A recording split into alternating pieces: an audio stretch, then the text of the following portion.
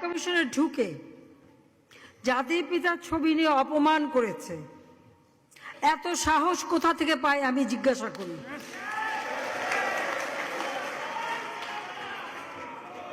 আমি জানি না আমাদের হাই কমিশনার এখন কারা বসেছিল এবং তারা সেখানে কিছুই করতে পারলো না কেন, সেটাও বড় প্রশ্ন।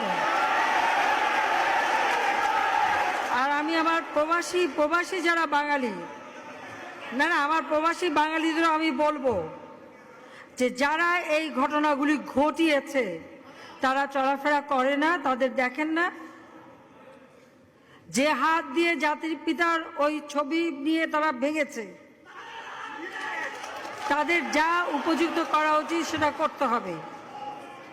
কারণ জাতির পিতার নাম মুছে ফেলার চেষ্টা করা হয়েছিল, তো তারিখ যেহেতু দূরের কথা, ওর বাপ তো চেষ্টা করেছিল এই নাম মুছতে, ওর বাপও চেষ্টা করেছে, মাও চেষ্টা করেছে। তারা কি পেয়েছে নাম মুছতে?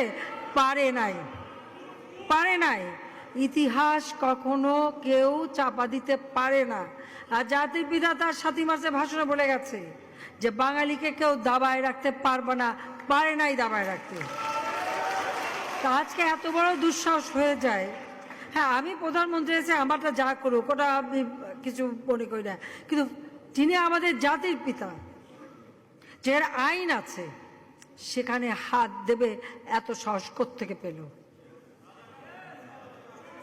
তারিখ যে ভুলে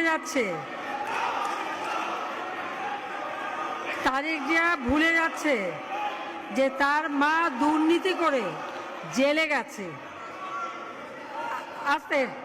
আজকে তার